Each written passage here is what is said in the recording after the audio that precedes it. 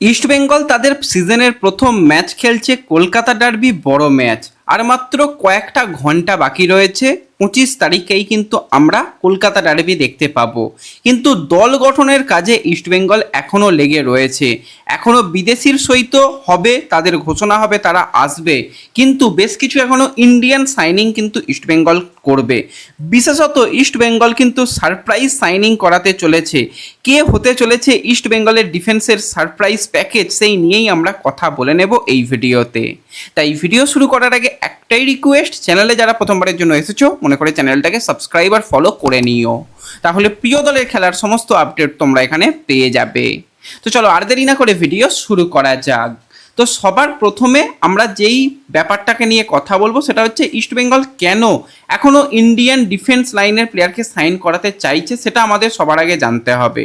তোমরা অনেকেই জানো বা সবাই জানো মোটামুটি যে আনোয়ার আলীর মামলার রায় কিন্তু খুব তাড়াতাড়ি আসতে চলেছে।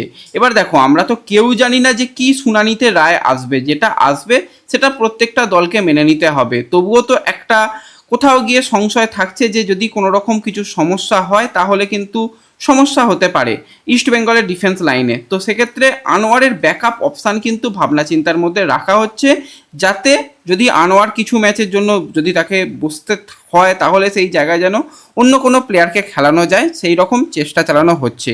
তো সেক্ষেত্রে হাবাস কিন্তু সবসময় ডিফেন্সকে আঁটোসাঁতো রাখতে চায়। অনেকে বলবে রায়না রয়েছে, সে তো সেন্টার ব্যাকে খেলে দিতে পারবে। অনেকে বলবে লালচুংনুঙ্গা রয়েছে, ডেফিনেটলি রয়েছে। কাট সমস্যা, ধরো আনোয়ার খেলতে পারছে না, তার সমস্যা রয়েছে। কোনো প্লেয়ারের ধরো ডিফেন্স লাইনে আনোয়ারের জায়গায় যে খেলবে লালচুংনুঙ্গা ধরো কাট সমস্যা রয়েছে, সেখানে রায়না ধরো খেলছে, খেলতে খেলতে কোনো ইঞ্জুরি সমস্যা এলো, তখন কি হবে? এছাড়াও যদি আনোয়ার না খেলে তো সেক্ষেত্রে দুজন ডিফেন্সকে নিয়ে যাওয়ার থেকে মনে হয় আরও একজন এক্সপিরিয়েন্স প্লেয়ারকে নিয়ে যাওয়া ভালো।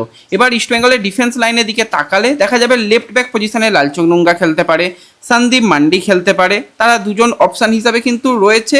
এছাড়া লেফট ব্যাকে আরও একটা হয়তো অপশান কিছু আসবে। রাইট ব্যাকের দিকে তাকালে সেখানে বরিশ সিং রয়েছে, সেখানে কিন্তু হার্দিক ভাটকে নেওয়া হয়েছে, তারাও দুজন রয়েছে। এছাড়া পরবর্তী সময় রাকিবকেও রাখা চিন্তাভাবনা রয়েছে। কিন্তু সেন্টার ব্যাকে অপশান ডেফিনেটলি লাগবে ইস্টবেঙ্গলে, সেটা বোঝা যাচ্ছে।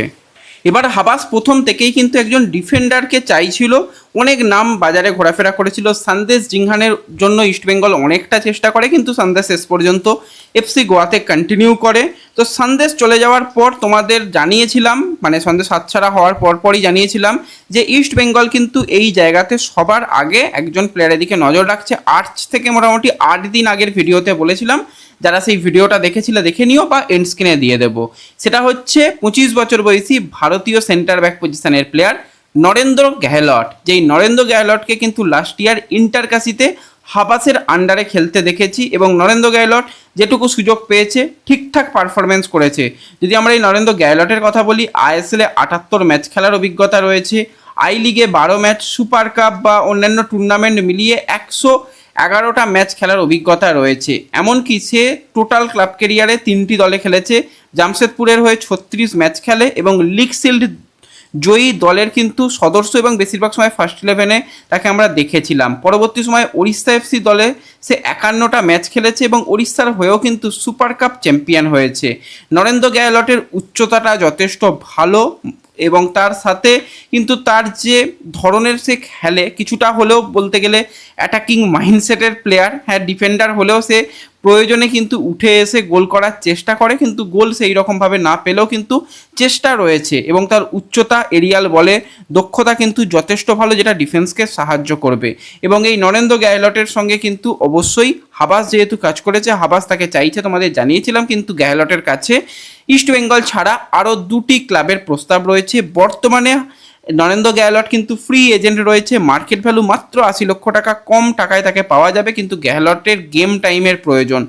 ইস্টবেঙ্গলের বড় টুর্নামেন্ট এবছরে রয়েছে আইএসএলে, ইস্টবেঙ্গলকে অনেক ম্যাচ খেলতে হবে, মোটামুটি 24টা বা 26টা ম্যাচ খেলতে হবে।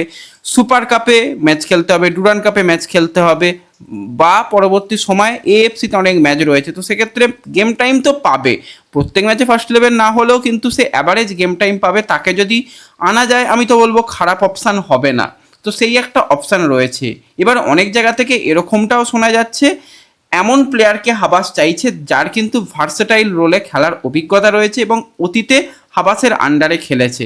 তো সবার আগে যে নামটা মাথায় আসবে মানুষজনের সেটা হচ্ছে 32 বছর বয়সী বাঙালি ডিফেন্ডার প্রীতম কোটাল। প্রীতমকে আমরা সেন্টার ব্যাক পজিশানে খেলতে দেখেছি, রাইট ব্যাক পজিশানে খেলতে দেখেছি, উভয় পজিশানে সে দক্ষ এবং হাবাসের আন্ডারে চ্যাম্পিয়ন দলের সদস্য ছিল এবং হাবাসের সঙ্গে খুবই ভালো বোঝাপড়া কিন্তু রয়েছে প্রীতম কোটালের। ক্লাব কেরিয়ারে 325 ম্যাচ খেলা হয়ে গেছে, আইএসএলে 180-র বেশি ম্যাচ খেলার অভিজ্ঞতা রয়েছে, এটিকে দলে খেলেছে, কেরালা ব্লাস্টার্স দলে 39টা ম্যাচ খেলেছে, দিল্লি ডায়নামোসের 25টা ম্যাচ খেলা, চেন্নাইন এফসিতেও 23টা ম্যাচ খেলেছে এবং এটিকে মোহনবাগানে 158 ম্যাচ খেলার অভিজ্ঞতা রয়েছে।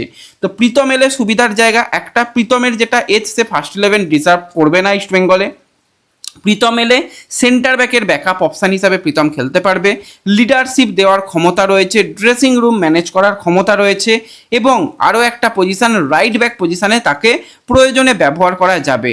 তো বড় লিগে কিন্তু এই রকম একজন প্লেয়ার এলে সেটা কিন্তু সবথেকে ভালো হবে। এবার অনেকে বলবে মোহনবাগানে খেলেছে, ইস্টবেঙ্গলে সে আসবে না। সৌভিক চক্রবর্তীও মোহনবাগানে খেলেছিল, তার পরবর্তী সময় ইস্টবেঙ্গলে সে ভালো করেছে। অনেক প্লেয়ার মোহনবাগান থেকে ইস্টবেঙ্গলে এসে ভালো করে বা অনেক প্লেয়ার ইস্টবেঙ্গল ছেড়ে মোহনবাগানে গিয়েও ভালো করে। তো এটা কোনো ব্যাপারই নয়, প্রফেশনাল প্লেয়ার, সে যে দলের জার্সি পরেই খেলুক না কেন নিজের সেরাটা দিয়ে খেলবে সেটুকু আমরা জানি। এবার প্রীতম কিন্তু চেন্নাইন এফসির সঙ্গে এখনও 1 বছরের কন্ট্রাক্টেড রয়েছে। প্রীতমের স্যালারিটা একটু বেশি, ট্রান্সফার ফি নিয়ে যদি নেগোসিয়েশন করা যায় সেক্ষেত্রে চেন্নাই খুব যে তারা রাজি হবে না সেরকমটা নয়। চেন্নাইও কিন্তু বেশ কিছু ইয়াং ডিফেন্ডারের দিকে নজর দিয়েছে। তো সেক্ষেত্রে যদি তারা প্রীতমকে সেল করে দেয় তাহলে ইস্টবেঙ্গলে যদি প্রীতম আসে খারাপ অপশন হবে না। কিন্তু না, কোনো রকম যোগসূত্র বা কোনো রকম রিমোর্স নেই, জাস্ট একটা মানে ওই 2-2 4 করে বাজারে যেটা চলছে সেটা তোমাদের সঙ্গে শেয়ার করলাম। কিন্তু আরও একজন প্লেয়ার যে কিন্তু ইস্টবেঙ্গলের one of the best option এবং যার জন্য ইস্টবেঙ্গল ম্যানেজমেন্ট কিন্তু নজর রাখবে, যার জন্য যেতে পারে, সেটা হচ্ছে 25 বছর বয়সী ভারতীয় সেন্টার ব্যাক হার্মিপাম রুইভা। তো হার্মিপাম রুইভা কিন্তু কেরালা ব্লাস্টার্সের সঙ্গে এখনও 1 বছরের চুক্তিতে রয়েছে। হার্মিপাম রুইভাকে আনতে গেলে ভীষণ কম টাকা খরচ হবে, কারণ তার যে রকমভাবে কন্ট্রাক্ট করা রয়েছে এই সময় তাকে ট্রান্সফার ফি দিয়ে আনতে গেলে কোনো রকম সমস্যা হবে না ইস্টবেঙ্গলের জন্য। ওইটুকু ট্রান্সফার ফি পে করা যেতেই পারে, মানে অ্যামাউন্ট তোমাদের বলছি না, খুবই কম, ভেবো না 50 লক্ষ টাকা বা এত কিছু, খুবই কম টাকায় কিন্তু এই হার্মিপাম রুইভাকে পাওয়া সম্ভব। আইএসএলে কিন্তু তার 69টা ম্যাচ খেলেছে এবং টোটাল ক্লাব কেরিয়ারে 114 ম্যাচ খেলার অভিজ্ঞতা রয়েছে। তাকে আমরা জাতীয় দলের হয়েও ম্যাচ খেলতে দেখেছি, আন্ডার-19 আন্ডার-23 দলেরও সদস্য ছিল এবং অবশ্যই খুবই ভালো পারফরমেন্স কেরালা ব্লাস্টার্সের জার্সি গায়ে করেছে। মাথা ঠান্ডা করা প্লেয়ার এবং যথেষ্ট ভালো ডিফেন্সিভ ওয়ার্ক করতে পারে। এটা কিন্তু আনোয়ারের পারফেক্ট ব্যাকআপ অপশান হতে পারে। তো এই মুহূর্তে নরেন্দ্র গেহলটের সঙ্গেই মূলত কথাবার্তা চলছে। হার্মিপাম রুইভা one of the best option হতে পারে। একদম সামান্য কিছু ট্রান্সফার ফি পে করে হার্মিপামকে আনা সম্ভব বা প্রীতম কোটালের মতন অপশানের দিকেও ভাবনা চিন্তা করতে পারে। এই যে সাইনিংটা হবে সম্পূর্ণ হাবাস তার পছন্দের প্লেয়ারকে আনতে পারে। হ্যাঁ, আবার অনেক জায়গা থেকে সুমিত পাসির কথাও শোনা যাচ্ছে, এলেও কিছু বলার নেই, সেটাও আরও বড় সারপ্রাইজ হয়ে যাবে। তো যাই হোক, এরকম যদি এই 3 জন প্লেয়ারের মধ্যে যদি কোনো একজন প্লেয়ার বা এই টাইপের যদি কোনো একজন প্লেয়ারকে নিয়ে আসা যায় সেটা ডেফিনেটলি ইস্টবেঙ্গলের জন্য ভালো হবে। এছাড়া দীনেশ সিং, সেও কিন্তু নর্থ ইস্টের প্লেয়ার, সেও একটা অপশান হিসাবে থাকতে পারে। কিন্তু দীনেশ সিং নর্থ ইস্টে ক্যাপ্টেন মেটেরিয়াল, তাকে মনে হয় না ছাড়বে, সেই তার আসার সম্ভাবনা অনেক অংশই কম। কিন্তু এই যে বাকি অপশানগুলো কিন্তু ইস্টবেঙ্গল দেখতে পারে এবং নিয়ে এলে খুবই ভালো সাইনিং হবে তাদের জন্য, সেটা বলাই যায়। তো এই ভিডিওতে এই আপডেটগুলোই দেওয়ার ছিল। ভালো লাগলে লাইক শেয়ার করে দিও, তোমাদের মতামত জানিও যে ইস্টবেঙ্গলে কোন প্লেয়ারকে ডিফেন্সে তোমরা দেখতে চাও, কীরকম সারপ্রাইজ সাইনিং তোমরা এক্সপেক্ট করছো, কমেন্টে জানাতে কেউ ভুলো না। তো দেখা হবে পরবর্তী ভিডিওতে, ধন্যবাদ।